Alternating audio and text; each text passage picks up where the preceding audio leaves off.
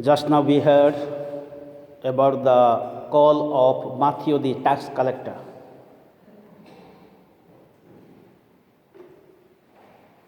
When we reflect on the life of Mathew the tax collector, let us try to think about his vocation and mission, how he was being called by Jesus, and what kind of person Mathew was.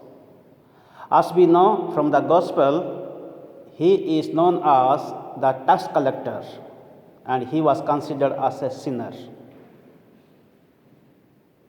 People did not like him, and normally the tax collectors will cheat money.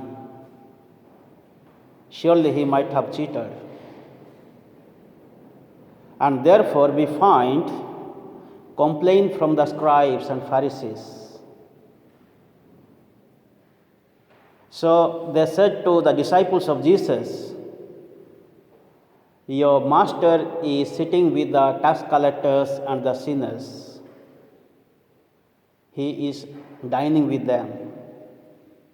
That means this Mathew was also a sinner. But we find here, Jesus called this person and he said, "Follow me." And Mathew immediately got up and followed Jesus. So what we find here is Jesus calls a sinner, and the sinner is following Jesus immediately, leaving everything. And there is a great change in his life. After following Jesus, he started doing his work.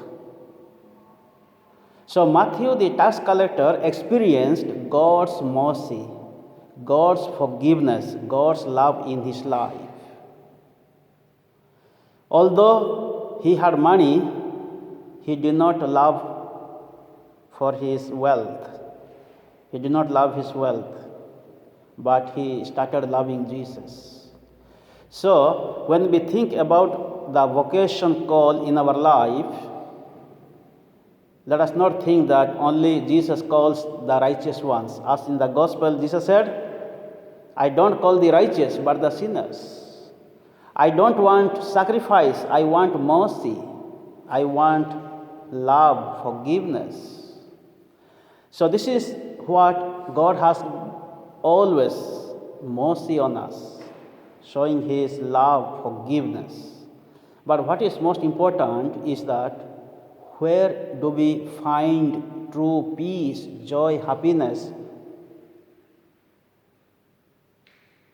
Having money is not bad. Having wealth is not bad. But where do we find the true call? There are different types of vocations. We have like married life or priestly life. We have different types of life. According to St. Paul, he says there are different types of gifts. Some are preachers, some are teachers, some are prophets, some are apostles. All these things. So God has called everyone to serve him in a better way, to love him in a better way, and to love one another. So God has not called people only to become priests or religious, not like this.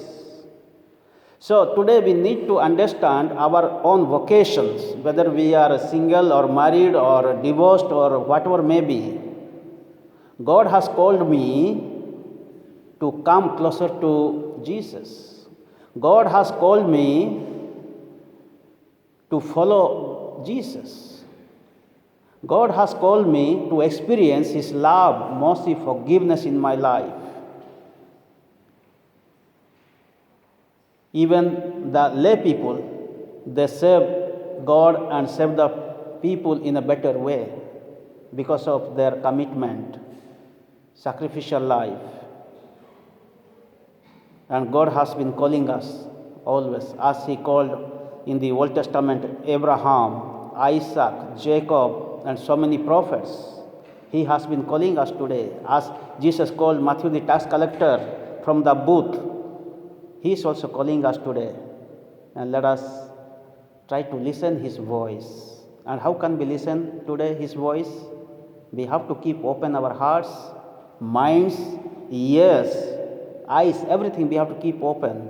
But most of the time, we close our hearts, minds, ears, eyes. We are worried about the external things. We try to listen the noisy voice of the world. We don't listen the voice of God in our life. Mathew the tax collector listened the voice of Jesus. There were a lot of noise. There were a lot of things. There was money, wealth, power, position. He did not listen to the voice of all these things, but he listened to the voice of Jesus, and he followed Jesus. And as the contribution, he wrote the gospel as he followed Jesus, and he finds God's mercy in his life. As we have come here, let us try to listen God's voice in our life, and let us try to follow Jesus immediately, as Mathew the tax collector followed Jesus, and let us try to find God's mercy in Jesus. May the good Lord bless us and help us to understand the true meaning of God's call in our life. Thus we may experience His true mercy, forgiveness, and love in our lives.